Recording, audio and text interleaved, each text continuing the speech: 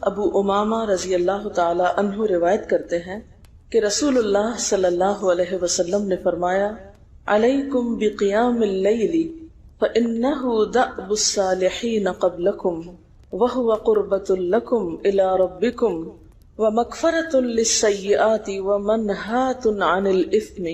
حضرت ابو امامہ رضی اللہ تعالی عنہ سے روایت ہے کہ رسول اللہ صلی اللہ علیہ وسلم نے فرمایا تہجد ضرور پڑھا کرو کیونکہ وہ تم سے پہلے صالحین کی روش ہے، یعنی یہ نماز صرف امت مسلمہ کے لیے نہیں بلکہ ہم سے پہلے دیگر امتوں کے جو نیک لوگ گزرے ہیں ان کی روش بھی یہی ہے، اور تمہارے لیے اپنے رب کے قرب کا وسیلہ ہے، یعنی تہجد وسیلہ ہے کس کا؟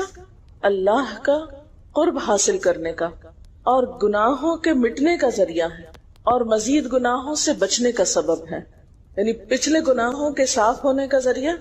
نمبر 3، مزید گناہوں سے بچنے کی طاقت انسان کو نصیب ہوتی ہے اس کے ذریعے، یعنی گناہوں سے روک بنتا ہے۔ یہ روایت جو ہے ابن خزیمہ کی ہے۔ حضرت ابو ہریرہ رضی اللہ تعالی عنہ روایت کرتے ہیں کہ رسول اللہ صلی اللہ علیہ وسلم نے فرمایا اس شخص پر اللہ کی رحمت ہو جو رات کو اٹھا، پھر نماز تہجد پڑھی، پھر اپنی بیوی کو جگایا، پھر اس نے نماز پڑھی، پھر اگر عورت غلبہ نیند کے باعث نہ جاگی تو اس کے منہ پہ پانی کے چھینٹے مارے، اور اس عورت پر بھی اللہ کی رحمت ہو جو رات کو اٹھی، نماز پڑھی، اپنے شوہر کو جگایا، پھر اس نے نماز پڑھی، پھر اگر شوہر نہ جاگا تو اس کے منہ پر پانی کے چھینٹے مارے۔ برابر کی بات ہے، دونوں کے لیے اجر بھی برابر کا ہے اور دونوں کو حق بھی برابر کا ہے جگانے کا، اور دونوں کو پانی کا چھینٹا مارنے کا بھی حق ہے، اور اس میں کسی کی بھی بے عزتی کی بات نہیں، یعنی عورت اگر ایسا کرے اپنے شوہر کے ساتھ تو وہ اس کی طرف سے کوئی روڈنس نہیں ہوگی، کیونکہ عام طور پر جب کسی کو نیند کی حالت میں جگایا جاتا ہے اور خصوصاً اگر اس پہ پانی پھینک دیا جائے تو وہ کیا سمجھتا ہے کہ اس کی بہت بے عزتی ہو گئی یا اس کے ساتھ بہت برا کیا گیا، اور عموماً لوگ اس وقت بہت غصے کا مظاہرہ پھر کرتے ہیں کہ کیوں جگایا جا رہا ہے۔ حضرت ابو ہریرہ رضی اللہ تعالی عنہ کہتے ہیں کہ رسول اللہ صلی اللہ علیہ وسلم فرماتے تھے فرض نماز کے بعد سب نمازوں سے افضل تہجد کی نماز ہے، یعنی فرائض بہرحال افضل ہے اور نوافل میں سب سے افضل تہجد کی نماز۔ رسول اللہ صلی اللہ علیہ وسلم نے فرمایا جب انسان سوتا ہے تو شیطان اس کے سر کی گدی پر 3 گریں لگاتا ہے اور کہتا ہے کہ رات بڑی لمبی ہے، یعنی اس کو تھپکی دیتا ہے اور کہتا ہے لمبی رات ہے، ابھی سوئے رہو، ابھی ٹائم ہے، ٹھہر کے اٹھنا، یعنی اس کو سلائے رکھتا ہے۔ اگر وہ بیدار ہو کر اللہ کا ذکر کرے، یعنی آنکھ کھلے اور اللہ کا ذکر کو شروع کر دے تو ایک گرہ کھل جاتی، شیطان کے پھندے سے انسان آزاد ہونے لگتا ہے۔ اگر وضو کرے تو دوسری گرہ کھل جاتی، اگر نماز پڑھے تو تیسری گرہ کھل جاتی، اور وہ شادمان اور پاک نفس ہو کر صبح کرتا ہے۔ یعنی جو شخص صبح نماز کے وقت پر، تہجد کے وقت یا پھر کم از کم فجر کے وقت اٹھ جاتا ہے، اللہ کا ذکر کرتے ہوئے وضو کرے اور پھر نماز پڑھ لے، سورج نکلنے سے پہلے پہلے یہ کام کر لے تو وہ ایک مطمئن شخص کی طرح اٹھتا ہے، ورنہ اس کی صبح خبیث اور سست نفس کے ساتھ ہوتی۔ عام طور پر ہم اطمینان کی تلاش میں رہتے ہیں، سکون کی تلاش میں رہتے ہیں، اور یہ سوچتے ہیں کہ ہمیں ڈپریشن ہے یا ہمارے اندر ایک غم ہے، تو ہم اس کے اسباب نہیں جانتے کہ سبب کیا ہے۔ ان کے اسباب میں سے ایک بڑا سبب شیطان کی گرفت میں ہونا ہے، اور شیطان اپنی گرفت ویسے تو دن کے وقت بھی انسان پر رکھتا ہے، لیکن خصوصاً رات کے وقت جب انسان سو جاتا ہے تو وہ نہیں چاہتا کہ سوتا ہوا اٹھے انسان، اور اگر انسان ہمت کر کے اٹھ جاتا ہے، ذکر کرتا ہے، وضو کرتا ہے اور نماز پڑھ لیتا ہے تو یہیں سے اطمینان قلب کا آغاز ہو جاتا ہے، اس کی تسلی ہو جاتی۔ رسول اللہ صلی اللہ علیہ وسلم نے فرمایا اللہ تعالیٰ ہر رات آسمان دنیا پر نزول فرماتے ہیں، یعنی زمین سے سب سے قریبی آسمان پر۔ جب 1/3 رات باقی رہ جاتی ہے تو فرماتے ہیں ہے کوئی جو مجھے پکارے؟ اس وقت اللہ تعالیٰ بندوں کو پکارتے ہیں، ہے کوئی جو مجھے پکارے میں اس کی دعا قبول کروں؟ ہے کوئی جو مجھ سے مانگے میں اس کو دوں؟ ہے کوئی جو مجھ سے بخشش طلب کرے تو میں اس کو بخش دوں؟ گویا یہ وقت دعا کی قبولیت کا وقت ہے، انسان جو مانگے اس کو ملتا ہے، اور خصوصی طور پر بخشش کے طلب کرنے کا وقت ہے، جیسے قرآن پاک میں آتا ہے وَبِالْأَسْحَارِ هم يستغفرون وبالاسحار هم يستغفرون، اور سحری کے وقت وہ استغفار کرتے ہیں۔ اب ہو سکتا ہے کہ آپ کہیں کہ نہیں، ہم نے تو زندگی میں کوئی خاص گناہ کیے ہی نہیں، اس لیے ہمیں تو بخشش کی ضرورت ہی نہیں، بخشش مانگے گناہگار لوگ، ہم تو نیک لوگ ہیں، نیک کام کرتے ہیں، دن رات قرآن پڑھتے پڑھاتے ہیں، اس لیے ہماری تو ضرورت نہیں۔ نہیں، نبی صلی اللہ علیہ وسلم جن کے اگلے پچھلے سب قصور معاف کر دیے گئے تھے، وہ اتنا لمبا قیام کرتے تھے کہ ان کے قدم مبارک سوج جاتے تھے۔ حضرت مغیرہ فرماتے ہیں رسول اللہ صلی اللہ علیہ وسلم نے اتنا لمبا قیام کیا رات کو کہ آپ کے پاؤں سوج گئے۔ آپ سے سوال کیا گیا کہ آپ اتنی مشقت کیوں کرتے ہیں، اپنے آپ کو اتنا کیوں تھکاتے ہیں، حالانکہ آپ کے تو سارے گناہ معاف کر دیے گئے۔ آپ نے فرمایا کیا میں اللہ کا شکر گزار بندہ نہ بنوں؟ یعنی صرف گناہوں کی بخشش ہی نہیں بلکہ نعمتوں پر شکر بھی واجب ہے۔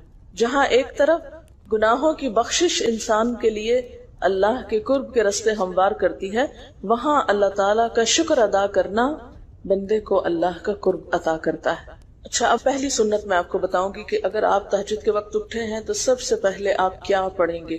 حضرت عائشہ رضی اللہ تعالیٰ عنہا فرماتی ہیں کہ رسول اللہ صلی اللہ علیہ وسلم جب رات کو تہجد کے لیے اٹھتے تو یہ پڑھتے 10 بار اللہ اکبر، 10 بار الحمدللہ، 10 بار سبحان اللہ و بحمدہ، 10 بار سبحان الملک القدوس، 10 بار استغفر اللہ، 10 بار لا الہ الا اللہ، اور پھر 10 بار اللہم اعوذ بک من ضیق الدنیا و ضیق یوم القیامہ، میں تیری پناہ میں آتا ہوں دنیا کی تنگی سے اور قیامت کے دن کی تنگی سے۔ اللہم اعوذ بک من ضیق ضاد یہ قاف، من ضیق الدنیا و ضیق یوم القیامہ، یہ بھی 10 بار۔ اور پھر فرماتے اللہم اغفر لی واہدنی وارزقنی وعافنی، پھر وضو کرتے اور تہجد شروع کرتے، یعنی یہ بھی وضو سے پہلے آپ پڑھ لیتے تھے۔ تو آپ کیا کر سکتے ہیں، جیسے آنکھ کھلی ہے بستر پر لیٹے ہیں تو بعض اوقات ایسا ہوتا ہے نا کہ انسان سوچتا ہے اچھا ایک سائڈ پہ سو کے اتنے تھکے ہوئے ہوتے ہیں کہ آپ ایک دم نہیں اٹھ پاتے۔ حالانکہ آپ صلی اللہ علیہ وسلم کے نیند سے بیدار ہونے کا طریقہ کیا تھا کہ جب آپ اٹھتے تھے تو یکدم اٹھتے تھے، سستی کے مارے نہیں کہ کبھی ایک طرف لیٹ گئے پھر دوسری طرف سو گئے، پھر دائیں طرف پھر بائیں طرف، نہیں، جب جاگنے کا وقت ہوتا تھا تو آپ فوراً اٹھ جاتے تھے۔ لیکن بسا اوقات ایسا ہوتا ہے کہ انسان تھکا ہوا ہوتا ہے، سائڈ بدل کے دوسری طرف کو ذرا لیٹتا ہے، تو یہ لیٹے لیٹے بھی آپ اذکار پڑھ سکتے ہیں، ٹھیک ہے۔ اور یہ سب آپ کو آتے ہی ہوں گے سوائے ایک وہ ذکر کے اللہم اعوذ بک من ضیق الدنیا و ضیق یوم القیامہ، اور ترتیب آپ یاد کر لیں اپنے بیڈ سائڈ ٹیبل پہ یا بیڈ پہ یا کہیں بھی، یہ نوٹس کسی پین کے ساتھ لکھ کے لگا دیں، چپکا دیں، اور جب یاد ہو جائے تو پھر اتار دیں، جب عادت بن جائے تو ہٹا دیں وہاں سے، ٹھیک ہے نا۔ جتنے دن عادت نہیں بنتی اتنے دن اپنے یادداشت کے لیے رکھ لیں۔ اسی طرح نیند سے اٹھ کر لا الہ الا اللہ وحدہ لا شریک لہ لہ الملک و لہ الحمد وہو علی کل شیء قدیر الحمد للہ وسبحان اللہ واللہ اکبر ولا حول ولا قوۃ الا باللہ، یہ بھی پڑھ سکتے ہیں۔ اچھا، ضروری نہیں کہ سب کچھ ایک ہی دن میں پڑھ لیں، یہ بھی آپ کر سکتے ہیں کہ ایک دن میں ایک چیز پڑھ لیں، دوسرے دن دوسری پڑھ لیں، تیسرے دن تیسری پڑھ لیں، ٹھیک ہے۔ اور اگر ساری ایک دن بھی پڑھنا چاہیں، دیکھیں وقت کی بات ہے نا، ہو سکتا ہے اس وقت عمر کے اس حصے میں آپ پہ بہت ذمہ داریاں ہوں، آپ یہ سب کچھ نہ پڑھ سکتے ہوں، لیکن زندگی کا ایک ایسا وقت بھی آتا ہے جب انسان بوڑھا ہو جاتا ہے، جب اس کے اوپر باقی ذمہ داریاں کم ہو جاتی ہیں، پھر نیند بھی کم ہو جاتی ہے، پھر زیادہ عبادت کا موقع ملتا ہے۔ تو ایسے میں جب انسان کے پاس عبادت کے لیے وقت اور موقع زیادہ ہو تو پھر یہ ساری چیزیں بھی پڑھ لیں، ٹھیک ہے نا۔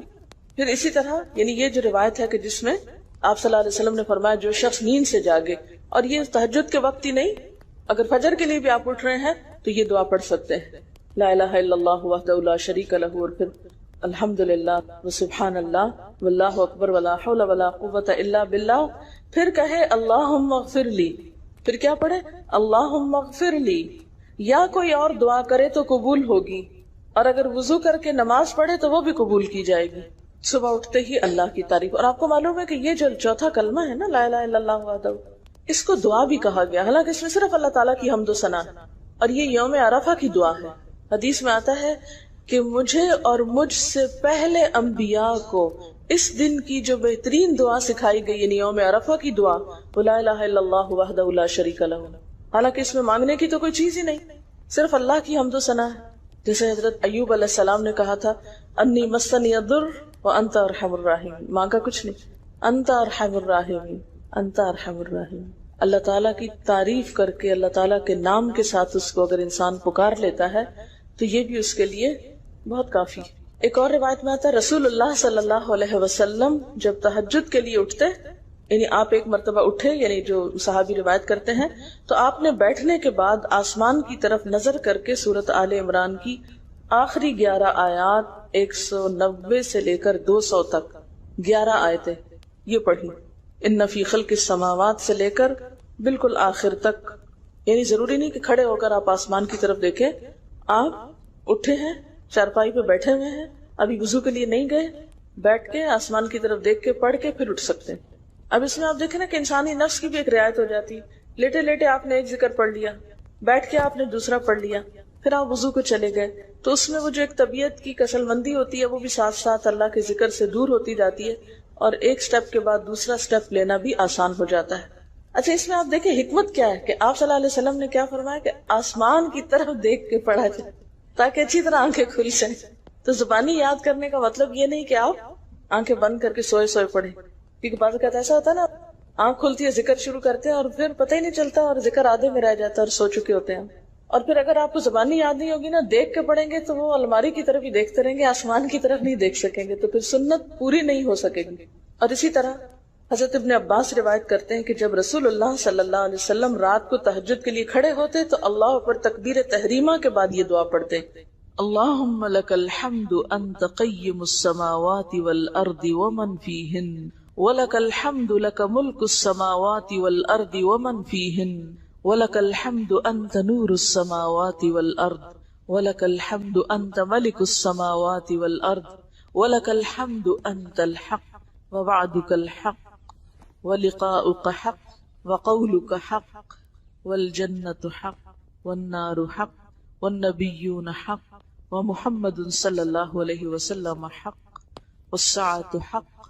اللہم لک اسلمت وبک آمنت وعلیک توکلت والیک انبت وبک خاصمت والیک حاکمت فاغفر لی ما قدمت وما اخرت وما اسررت وما اعلنت انت المقدم وانت المؤخر لا الہ الا. الہی تیرے ہی لیے ہے ساری تعریف، زمین و آسمان اور جو کچھ ان میں ہے سب کو تو ہی قائم رکھنے والا ہے. تیرے ہی لیے ہے ساری تعریف، زمین و آسمان اور جو کچھ ان میں ہے سب کی بادشاہی تیرے ہی لیے ہے. تیرے ہی لیے ہے ساری تعریف، تو ہی روشن کرنے والا ہے زمین و آسمان کو، تیرے ہی لیے ہے ساری تعریف. تو ہی بادشاہ ہے زمین و آسمان کا، تیرے ہی لیے ہے ساری تعریف. تو حق ہے، تیرا وعدہ حق ہے، تیری ملاقات حق ہے، تیرا کلام حق ہے، جنت حق ہے، جہنم حق ہے، تمام انبیاء حق ہیں اور محمد صلی اللہ علیہ وسلم حق، قیامت حق ہے.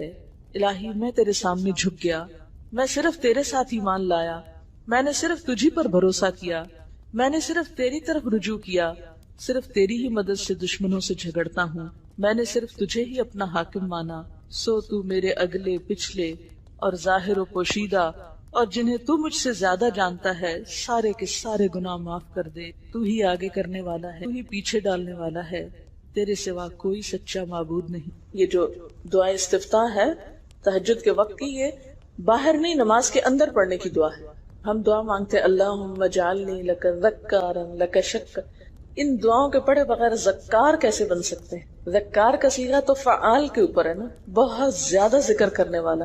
والذاکرین اللہ کثیرا والذاکرات. تو ذاکرات کیسے بن سکتے ہیں جب تک کہ یہ دعائیں زبانی نہ آتی ہوں اور اپنے وقت پر نہ پڑھی جاتی. ویسے بھی ذکر بہت اچھی چیز ہے، لیکن جو مسنون ذکر ہے اور جو نبی صلی اللہ علیہ وسلم کے طریقے کے مطابق ہے، جو اطمینان قلب اور خوشی اس وقت اس کام کو اس طریقے پہ کر کے نصیب ہوتی ہے، وہ اس کے علاوہ نہیں ہوتی. اگرچہ اس سے خوشی ہوتی ہے لیکن اس طرح کی نہیں نصیب ہوتی، اس طرح کا اطمینان نہیں ہوتا. آپ تجربہ کر کے دیکھ لیں، سنت کے مطابق زندگی گزارنا اور اپنی مرضی کے مطابق زندگی گزارنا، یہ دو مختلف لائف سٹائلز ہیں، دو مختلف طریقہ ہے زندگی ہیں. دونوں کا امپیکٹ فرق ہوتا ہے، اثرات فرق ہوتے ہیں. اور یہ نہیں کہ یہ کوئی بہت مشکل عمل ہے، بہت مشکل کوئی نہیں ہے، ہم کر سکتے ہیں، لیکن بات یہ ہے کہ ہم کرنے کی کوشش کریں، ارادہ تو کریں۔ پہلے تو آپ اپنے آپ سے یہ پوچھیں ارادہ بھی کیا کہ نہیں، کیونکہ اگر ارادہ ہو گیا نا تو کام بھی ہو جائے گا۔ مشکل یہ ہے کہ ہم جب کوئی ایسا کام سنتے ہیں تو پھر سوچتے نہیں ہمارا تو حالات اتنے کٹھن ہیں کہ یہ عمل ہمارے لیے نہیں، ویسے بھی نفل ہے، کوئی بات نہیں، نہ بھی ہو سکا تو کیا ہے، یہی کہہ کے ہم چھوڑ دیتے ہیں چیزوں کو کہ نہیں۔ لیکن میں سمجھتی ہوں کہ جو عمر آپ بچیوں کی خاص طور پر اس وقت ہے، اس عمر کو غنیمت سمجھے، اور اس میں آپ نے جو کچھ اب یاد کر لیا، عادت ڈال لی، وہ اگلی زندگی میں شدید مصروفیت کے باوجود بالکل عادت ثانیہ ہو جائے گی، ایک روٹین ہو جائے گی، اور آپ کو مشکل نہیں ہوگی۔ لیکن اگر اب نہیں عادتیں ڈالی، کل کو یا نئے سرے سے عادت ڈالنا بہت مشکل ہوگا۔ سنت مشکل نہیں ہے، صرف یہ ہے کہ ارادے، نیت اور پھر کوشش کی ضرورت۔ کر لیں گے تو ہو بھی جائے گا، آخر کرنے والے کرتے ہیں، لیکن جب پہلے سے سوچ لیتے نہیں بڑا مشکل، وہ تو اللہ والے کرتے ہیں، اور وہ تو نیک لوگوں کا کام ہے، ہم تو نہ اللہ والے ہیں اور نہ ہی نیک ہیں، تو کیوں نہیں ہے، ہو جائے۔ اب آپ صلی اللہ علیہ وسلم کی تہجد کی کیفیت کیا تھی؟ حضرت ابو ذر کہتے ہیں کہ رسول اللہ صلی اللہ علیہ وسلم نے تہجد میں اتنا قیام کیا کہ اس ایک آیت کو پڑھتے پڑھتے صبح کر دی، ایک آیت پڑھتے پڑھتے صبح کر دی۔ کون سی آیت تھی وہ؟ ان تعذبہم فانہم عبادک وان تغفر لہم فانک انت العزیز الحکیم۔ ایک آیت کو اتنی دفعہ پڑھا اور پڑھتے رہے اور پڑھتے رہے اور پڑھتے رہے، اسی میں صبح ہو گئی۔ تو طویل قیام جو ہے ضروری نہیں کہ وہ صرف کس وقت ہو، کوئی لمبی سورت پڑھ گئی، چھوٹی سورت بھی ہو سکتی ہے، لیکن روح کے ساتھ، شعور کے ساتھ اگر آپ دہرا کے بھی پڑھے۔ مثال کے طور پہ آپ نے کوئی سورت یاد کر لی ہے اور آپ پڑھنے کھڑے ہوئے ہیں اور آپ کو صحیح طرح آتی نہیں ہے، یا آتی ہے تو اتنی تیز نہیں آتی، بہت رٹی ہوئی نہیں ہے، تو کوئی بات نہیں، ایک ایک آیت کو 2 دفعہ 3 دفعہ بھی آپ اس کو پڑھ سکتے ہیں، اور اس طرح بھی پڑھ کے لمبا کر سکتے ہیں۔ یعنی طویل قیام صرف زیادہ قرات سے ہی نہیں، مختلف طریقوں سے ہو سکتا ہے۔ یہ آیت ہے سورۃ المائدہ کی 118 نمبر آیت ہے۔ اگر تو انہیں عذاب دے تو وہ تیرے بندے ہیں، اور اگر تو انہیں معاف کر دے تو یقیناً تو غالب اور حکمت والا ہے۔ حضرت حذیفہ رضی اللہ تعالی عنہ نے نبی صلی اللہ علیہ وسلم کو تہجد پڑھتے دیکھا۔ وہ کہتے ہیں سورۃ فاتحہ کے بعد آپ نے سورۃ بقرہ پڑھی، پھر رکوع کیا۔ آپ کا رکوع آپ کے قیام کی مانند تھا۔ ہماری تو کمر نہ ٹوٹ جائے، کر کے تو ذرا دیکھیں۔ میں نے زندگی میں پہلی دفعہ رمضان میں طویل رکوع اور سجدے کا موقع ملا، اس سے پہلے تو اس طرح کا سچ پوچھے کانسیپٹ بھی کوئی نہیں تھا، کیونکہ بہت سی چیزیں جب ہم پڑھتے ہیں تو ہم کہتے ہیں ہاں یہ نبی صلی اللہ علیہ وسلم کے لیے ہے، یہ تو آپ کی شان ہے اور آپ کا مقام ہے، ہم تو عام کمزور بندے ہیں۔ اصل میں ہم کمزور کیوں ہیں؟ اس لیے کہ ہم نے اپنی انرجیز بیکار باتوں میں بہت لگا رکھی، بیکار غم پالے ہوئے ہیں، بیکار مشغلے ہیں، بیکار گفتگویں ہیں۔ انرجی تو لگتی ہے نا، آپ فضول کی باتیں سوچیں تو کیا انرجی نہیں لگے گی؟ آپ لایانی چیزوں پہ کڑنا شروع کر دیں، کیا انرجی نہیں لگے گی؟ لگے گی۔ تو پھر آپ کے پاس کوئی تعمیری مثبت کام کرنے کے لیے نہ وقت ہے نہ انرجی ہے، پھر اس وقت تک آپ خالی ہو چکے ہوتے ہیں۔ رات کو دیر تک آپ اگر فضول گپ شپ کرتے رہے تو صبح اٹھے گا کون، اور پھر صبح پڑھے گا کون، اور اگر پڑھے بھی تو کیا پڑھے اس میں؟ کبھی آپ نے سوچا کہ احادیث کی یہ جو کتابیں ہیں، یہ ساری کی ساری صرف آپ کی گفتگو نہیں، آپ کے عمل کا بھی احاطہ کیے ہوئے ہیں، اور ٹوٹل آپ کی گفتگو یہی ہے۔ اور اگر ہم اپنی گفتگو کو دیکھیں اور ہماری باتوں کی کوئی کتاب تیار ہو، نبی صلی اللہ علیہ وسلم کی عظمت کو پہچانیں، ہم اپنی گفتگو کا جائزہ لیں۔ اگر ہماری گفتگو بھی ریکارڈ ہو کر لوگوں کے پاس جانے لگے، لوگوں تک پہنچنے لگے، ہم عملی نمونہ کیوں نہیں لوگوں کے لیے؟ ہمیں دیکھ کر لوگوں کے عمل کیوں نہیں بدلتے؟ ہماری بات لوگوں پر اثر کیوں نہیں کرتی؟ کبھی سوچا ہم نے؟ صرف اپنی گفتگو کے آئینے میں ہی اپنے آپ کو پہچان لیں کہ ہم کہاں ہیں، کون ہیں، کہاں کھڑے ہیں، لوگوں کے بیچ میں کیا باتیں کرتے ہیں، لوگوں کے پیٹھ پیچھے کیا باتیں کرتے ہیں، کہاں کس حال میں کیا کر رہے ہوتے ہیں۔ ہر شخص اپنے آپ کو خود پہچان سکتا ہے۔ کیا واقعی ہم اس لائق ہیں کہ کوئی ہم سے کچھ سیکھے؟ صرف اپنی گفتگو کے آئینے میں خود کو پہچانے۔ بعض اوقات کتنا بیکار بولتے ہیں، کتنا بے مقصد بولتے ہیں، کتنا ضرورت سے زائد بولتے ہیں۔ اس کا یہ مطلب نہیں کہ مصنوعی خاموشی اپنے اوپر مسلط کر لیں، کیونکہ پھر ہم دوسری ایکسٹریم پہ نکل جاتے ہیں، لیکن بامقصد گفتگو کتنی ہے ہماری باتوں میں جو واقعی فائدہ مند ہو، تو پھر ذرا روک بھی لیا کریں نا اپنے آپ کو۔ اپنے ساتھ خود ہی محنت کریں گے تو بات بنے گی، سوچیں تو، احساس تو کریں، جب کریں گے تو انشاءاللہ کامیابی بھی ہوگی۔ لیکن پہلی بات تو یہ نا کہ ہم جو کچھ کرتے ہیں نہ اس کا حساب کرتے ہیں، نہ اس کے بارے میں سوچتے ہیں کہ ہم کر کیا رہے ہیں۔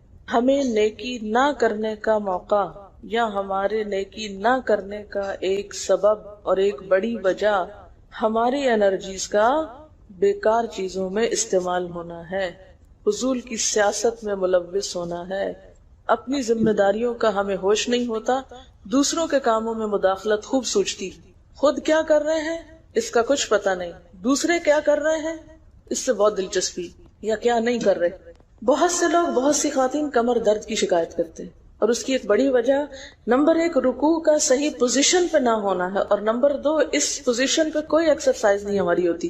یہ بتا رہی ہیں کہ کسی کی کمر میں درد تھا اور ٹھیک نہیں ہوتا تھا کسی چیز سے، تو ڈاکٹر نے ان کو یہ مشورہ کیا کہ طویل رکوع اور طویل سجدے کریں، بیسٹ ایکسرسائز ہے، کر کے تو دیکھیں۔ اور اس میں آپ دیکھیں کہ صحیح پوزیشن پہ لائیں، بالکل اسٹریٹ رکھیں گردن اور کمر کو، پیٹھ اور گردن ایک لائن میں آنی چاہیے۔ بہت سے لوگ یوں ٹیڑھی کرتے ہیں، یوں کر کے بس کرتے ہیں، یہ غلط پوزیشن، اس سے تو اور بیمار ہو سکتے ہیں۔ کئی لوگ سر پھینک دیتے ہیں نیچے کو، یہ بھی غلط پوزیشن ہے، اس سے بھی کام خراب ہوتا ہے۔ اگر آپ صحیح پوزیشن پہ رکوع لمبا کریں تو یقینی طور پہ کمر درد کا علاج ہے۔ پٹھے مضبوط ہوتے ہیں نا کمر کے، آپ اس کو روک کے رکھے ہوتے ہیں ایک سیدھی لائن میں۔ 2 فیٹ کے درمیان کا فاصلہ بھی بہت معتدل رکھیں، نہ تو بہت قریب رکھیں اور نہ بہت کھلا رکھیں، بالکل معتدل، جس میں آپ آرام سے سکون سے کھڑے ہو سکیں اور آپ کا بیلنس قائم رہے۔ بیلنس کو قائم کرنا بے حد ضروری، ٹھیک ہے۔ حضرت حذیفہ نے نبی صلی اللہ علیہ وسلم کو تہجد پڑھتے دیکھا، وہ کہتے ہیں کہ سورۃ فاتحہ کے بعد آپ نے سورۃ بقرہ پڑھی، پھر رکوع کیا، آپ کا رکوع آپ کے قیام کی مانند تھا، یعنی جتنا لمبا قیام تھا اسی طرح رکوع تھا، پھر آپ نے رکوع سے سر اٹھایا اور کھڑے ہو گئے، اور آپ کا قوما یعنی رکوع کے بعد اٹھنے کا وقت بھی کافی طویل تھا۔ ہم تو بعض اوقات اٹھ کے کھڑے نہیں ہوتے کہ نیچے چلے جاتے ہیں، تو وہ بھی طویل تھا۔ صرف 2 رکعتیں بھی آپ ایسی پڑھ لیں نا کافی، اگر عام دنوں میں نہ پڑھی جائے تو ویکینڈ پہ پڑھ لیں۔ ہمارا تو ویکینڈ پہ لمبا سونے کا پروگرام ہوتا ہے نا، تو چلے دوبارہ سو جائیں، لیکن ہفتے میں 1 دفعہ کر لیں، اگر روز نہیں بھی کر سکتے 2 دفعہ کر لیں، ٹوائس اے ویک کر لیں۔ پھر آپ کا سجدہ آپ کے قومے کی مانند تھا، یعنی جتنا آپ کھڑے ہوئے تھے اتنا آپ پھر سجدہ کیا۔ آپ دونوں سجدوں کے درمیان اپنے سجدے کی مانند بیٹھے تھے، یعنی 2 سجدوں کے بیچ میں بھی آپ اتنی دیر بیٹھے جتنی دیر آپ نے سجدہ کیا تھا۔ پس آپ نے 4 رکعتوں میں سورۃ بقرہ، آل عمران، نساء اور المائدہ پڑھی۔ ہمیں اگر خود نہیں بھی آتی اور کوئی پڑھانے والا اتنی لمبی 1 دفعہ بھی تراویح کوئی پڑھا دے یا کوئی نفل پڑھا دے تو ہم دوسری دفعہ اس کے پاس نہ پڑھیں۔ تقریباً 7.25 پارے بنتے ہیں، جس کو 1 منزل کہا جاتا ہے۔ ایک دن کے تہجد میں آپ نے اتنا پڑھا، اور یہ تو قرآن کی قرات تھی، لیکن بیچ کے وقفوں میں تسبیحات اور اللہ کی تعریف اور حمد و ثنا اور ذکر، یہ آپ پر بس تھا۔ یہ وہی کر سکتا ہے جس کو واقعی اللہ سے حقیقی محبت ہو، صرف دعوے کی حد تک نہیں۔ میں کہتی ہوں چلے روزانہ نہ صحیح، ہفتے میں 1 بار، ہفتے میں نہیں، مہینے میں 1 بار، مہینے میں نہیں تو سال میں، رمضان میں، کسی موقع پر کچھ تو اللہ سے تعلق آئے، کچھ تو قرب پائیں۔ ہر شخص کے بس میں نہیں کہ ہر روز ایسی عبادت کرے، کیونکہ اللہ کے رسول صلی اللہ علیہ وسلم کا بہرحال مقام کچھ اور تھا، لیکن کچھ شوق، کچھ حسرت، کچھ تو دل میں ہونا ہی چاہیے، کوئی نیت، کوئی ارادہ، کوئی عزم، اور پھر اس کے لیے کوشش۔ تو وقت بچے گا کچھ آپ کے پاس فالتو باتوں کے لیے، فضول چیزوں کے لیے، کچھ سوچنے کے لیے، ٹینشن کے لیے بچے گا کچھ؟ سب کچھ بھاگ جائے گا، کچھ بھی نہیں بچے گا، کیونکہ ان عبادی لیس لک علیہم سلطان، میرے بندے ان پہ اے شیطان تیرا کوئی زور نہیں چلتا، بس چلتا ہی نہیں ان پہ تیرا، سارا زور ہی ان پہ چلتا ہے جو فالتو ہوتے ہیں۔ فالتو ذہن جو ہوتا ہے وہ شیطان کا گھر ہوتا ہے۔ حضرت حذیفہ بیان کرتے ہیں کہ میں ایک رات آپ صلی اللہ علیہ وسلم کے ساتھ نفلی نماز میں شریک ہو گیا، آپ نے سورۃ بقرہ شروع کر دی، میں نے سوچا کہ آپ 100 آیات پڑھ کر رکوع میں چلے جائیں گے، مگر آپ پڑھتے گئے۔ میں نے خیال کیا کہ سورۃ بقرہ کو 2 رکعتوں میں پڑھیں گے، لیکن آپ پڑھتے رہے۔ آپ نے سورۃ بقرہ ختم کر کے سورۃ نساء شروع کر دی، پھر ختم کر کے آل عمران پڑھنی شروع کر دی، اس کو بھی ختم کر دیا۔ آپ نہایت آہستگی سے پڑھتے جاتے تھے، جب ایسی آیت تلاوت کرتے جس میں سبحان اللہ کہنے کا حکم ہوتا ہے، جیسے سبح بحمد ربی جیسے مثال کے طور پر، تو سبحان اللہ کہتے۔ اگر کچھ مانگنے کا ذکر ہوتا تو سوال کرتے، اگر پناہ مانگنے کا ذکر ہوتا تو اعوذ باللہ پڑھتے۔ اس حدیث سے یہ بھی پتہ چلتا ہے کہ سورتوں کی ترتیب ضروری نہیں، کیونکہ آپ نے پہلے النساء پڑھی پھر آل عمران پڑھی۔ یہ جو ہر وقت لوگ پیچھا کیے رکھتے ہیں نا، بعض کا تو بہت ضد کرتے ہیں کہ آپ نے پہلی رکعت میں یہ پڑھائی تھی تو دوسری میں یہ کیوں پڑھا دی. یہ تو سنت میں ملتا ہے کہ پہلی رکعت طویل ہے دوسری کے مقابلے میں، لیکن یہ لازم نہیں کہ جو پہلی میں پڑھے اس کے بعد آگے والی صورتوں میں سے پڑھے، پیچھے والی میں سے نہیں پڑھ سکتے. رسول اللہ صلی اللہ علیہ وسلم نے عبداللہ بن عمرو سے کہا، مجھے بتلایا گیا ہے کہ تم ساری رات نفل پڑھتے اور دن کو روزہ رکھتے ہو. اگر تم ایسا کرو گے تو تمہاری آنکھ کمزور اور طبیعت سست ہو جائے گی. یعنی ہر روز روزہ اور ہر رات جگراتا تمہاری جان اور تمہارے بال بچوں کا بھی تم پر حق ہے، اس لیے روزہ رکھو اور افطار بھی کرو اور رات کو قیام کرو اور سو بھی. یعنی ساری رات تہجد پڑھنا یا نفل پڑھنا پسندیدہ نہیں ہے، رات کو سونا بھی پسندیدہ ہے. ہمارے ہاں 27ویں رات کو پوری رات جاگنا لازم سمجھا جاتا ہے، تو نبی صلی اللہ علیہ وسلم سے کوئی رات بھی پوری کی پوری جاگنا ثابت نہیں. کیونکہ اگر انسان صرف جاگتا ہی جاگتا چلا جائے تو وہ آسان ہوتا ہے، ایک دفعہ سو کے پھر اٹھنا جو ہے نا وہ اصل میں نفس کا امتحان ہوتا ہے، وہ مشکل ہوتا ہے. اسی طرح نبی صلی اللہ علیہ وسلم 3 دن سے کم میں قرآن مجید ختم کرنا پسند نہیں فرماتے تھے. آپ نے حضرت عبداللہ بن عمرو سے فرمایا کہ 1 ماہ میں پورا کر لو. انہوں نے عرض کی میں اس سے زیادہ تلاوت کی طاقت رکھتا ہوں، فرمایا 20 دن میں کر لو. ان کا میں اس سے زیادہ کی طاقت رکھتا ہوں، فرمایا 7 دن میں ختم کر لیا کرو، اس سے زیادہ کی اجازت نہیں. یعنی وہ ایک منزل کر کے. صحابہ کرام چونکہ اس زمانے میں مصحف اس طرح تھوڑی چھپے ہوئے تھے کہ کتابوں کی شکل میں ہو، جو قرآن تھا لوگوں کے سینوں میں تھا، یاد کیے ہوئے تھے، اور وہ یاد کیا ہوا کہیں صبح کے وقت الگ بیٹھ کے نہیں پڑھا کرتے تھے. وہ کہاں پڑھتے تھے؟ تہجد میں نماز کے اندر پڑھا کرتے تھے. اب یہ تو ہم لوگوں کی مشکل ہوگی نا کہ ہمیں آتا کچھ نہیں زبانی، تو پھر ہم دیکھ کے پڑھتے ہیں تو نماز میں پھر وہ مشکل ہوتا ہے تو الگ رکھ کے پھر اس کو پڑھ رہے ہوتے ہیں. ٹھیک ہے، لیکن زیادہ بہترین پڑھنا نماز کے اندر کا پڑھنا ہے، اگرچہ دیکھ کے پڑھنے کی اس میں بھی اجازت ہے. لیکن ان کی چونکہ شدید حرص تھی حضرت عبداللہ بن عمرو کی، تو آپ نے ان کو 3 دن کی پھر اجازت دے دی تھی، اور آپ نے فرمایا کہ اس شخص کو قرآن کی کچھ سمجھ نہیں ہو سکتی جو 3 سے بھی کم دن میں قرآن پڑھے. نبی صلی اللہ علیہ وسلم نے فرمایا جو شخص رات کے نوافل میں 200 آیات تلاوت کرتا ہے وہ اطاعت گزار مخلص لوگوں میں شمار ہوتا ہے. انہ من عبادنا المخلصین، وہ آتا نا قرآن پاک میں انبیاء کی صفت میں سے.